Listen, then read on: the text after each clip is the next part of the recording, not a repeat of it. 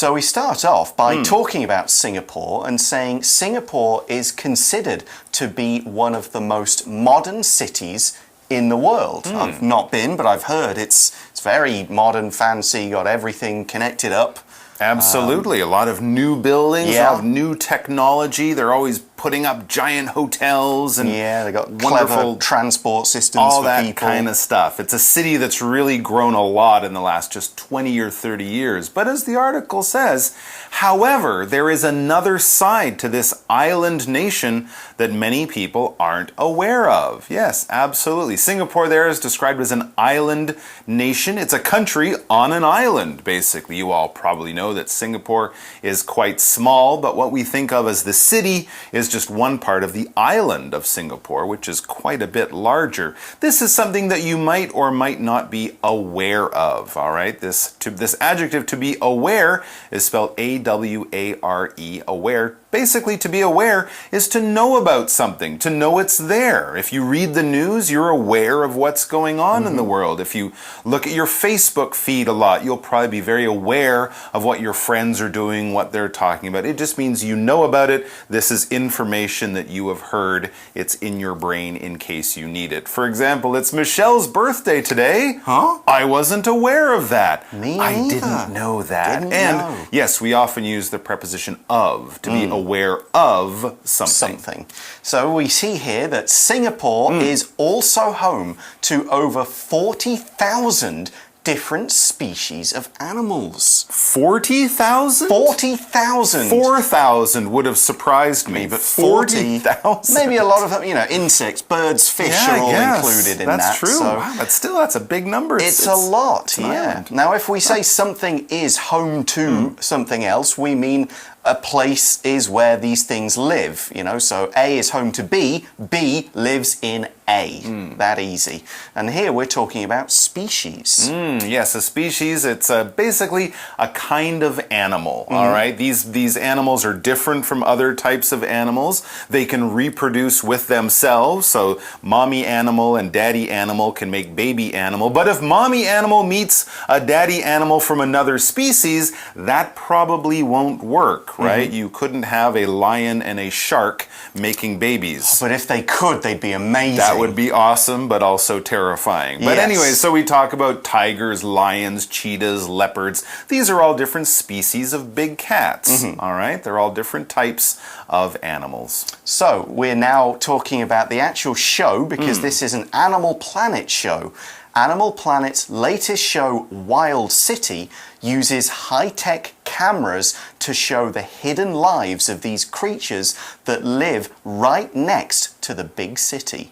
Now, with 40,000 different species, they must be spread out around the island. And that seems to be the case. It says just 25 kilometers from the city center is a wetland reserve where many of these animals live. A reserve is kind of like a park. It's a protected area. And if it's a wetland, that means it's kind of like swamp. It's an area that's not quite hard, dry land, not quite water. It's a good place for ducks and birds and lots of other animals like that to live in this wetland reserve.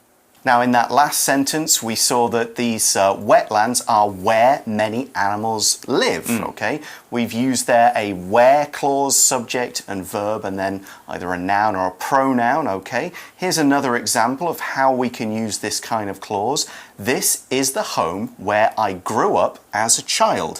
So where kind of means the place where or the place that or something like that. We're using it to show a location. Now here we're saying these animals live in these fantastic wetlands and they're only just a few kilometers away from the city center. That's right. A kilometer is spelled K-I-L-O-M-E-T-E-R. K-I-L-O-M-E-T-E-R.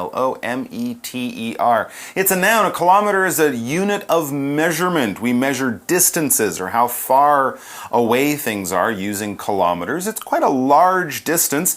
It's 1,000 meters. All right. Kilometers are generally used when we're talking about the distances we drive or travel between cities. cities or something like that. So if a place is 100 kilometers away, once you get on the highway, it should take you around an hour to get there. But if you're traveling by plane, you're probably traveling for thousands of kilometers, much larger and thousands of kilometers in the air. You could go up 1,000 kilometers if you're going to space. Yeah. Okay. And as we mentioned, they live in wetlands. Now, there are wetlands near Taipei, the Guangdu area. I don't know if you've walked around in there. I went a few weeks ago. Okay. In fact, lots of mosquitoes? No, but no. I had insect stuff on. I saw butterflies, birds, lizards, crabs, and water buffalo. Oh, interesting. But here in this reserve, which, as Mike said, is a protected area for wildlife and rare plants, there are some really cool animals. As we see in the article, it says this set of animals in the wetlands, this includes the world's largest reptile, the saltwater crocodile. Wow. Oh, yes, indeed. I love these. Now, first, what is a reptile? Well, a reptile, it's an animal. It does have a spine or backbone, but it has dry, scaly skin. It lays soft-shelled eggs in places. So reptiles are crocodiles, turtles, snakes, most lizards, all of those things. And they're usually equally comfortable in water and on land. Very interesting. And these are very large reptiles. Oh, yeah. As we will learn right now. It says these crocodiles, the saltwater crocodiles, I think they call them salties. Do they? Down in Australia. Could be. Yeah, these saltwater... Just a croc. That's right. They're huge. They can grow to be 6 meters long and weigh over 1 ton. Wow. Wow, that is huge. So I'm a little bit less than 2 meters tall. So 3 of me standing up, that's about as long as one of these. Have you seen one of these? I have, well, maybe in a zoo, but certainly on television I have. They're huge. I saw one in an aquarium in Melbourne. Oh, okay. So I was right on the other side of the glass. Yeah. It was over 5 meters. Wow. So I could have lain down full out inside its stomach. Yes. It was like looking at a dinosaur, a real dinosaur. Amazing. It was a monster. I couldn't stop watching it. And I'm sure having you lay in its stomach would be wonderful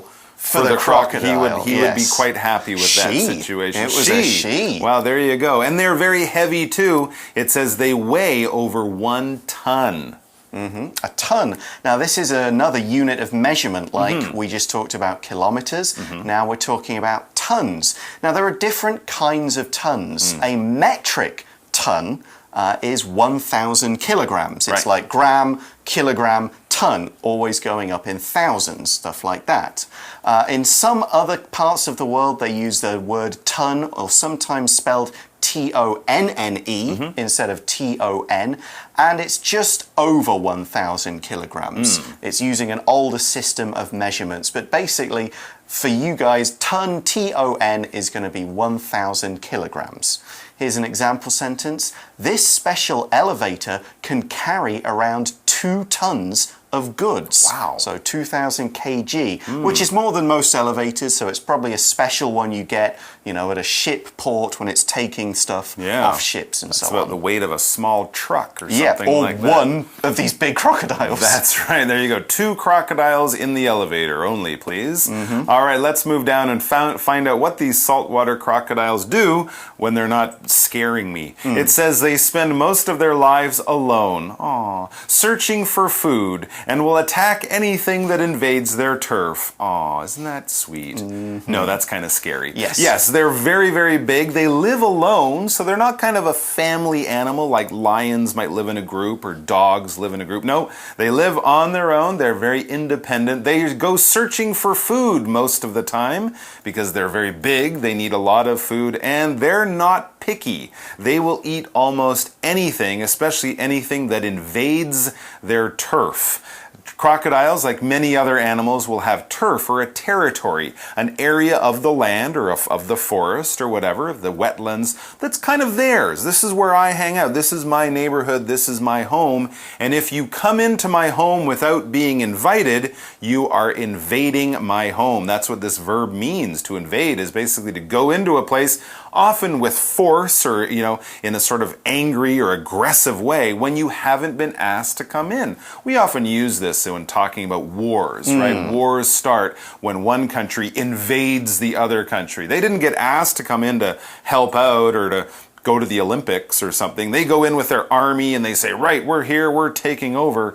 Well, if that territory is controlled by a crocodile, it's going to bite you. It's going to be angry because no one wants to be invaded. And we have this word turf, which I kind of mentioned. Turf is territory. Now, let's talk about another animal. One animal they, the crocodiles, frequently cross paths with is the smooth-coated otter. Now there we've got an adverb, frequently, F-R-E-Q-U-E-N-T-L-Y, frequently. That just means often or regularly. It's something that happens a lot, okay? For example, Betty is a smart student, so she frequently gets A's on her tests. And these otters, which we'll talk about in a moment, they frequently cross paths with crocodiles. And the phrase cross paths with is today's shortcut for you. Let's check it out and find out what it means.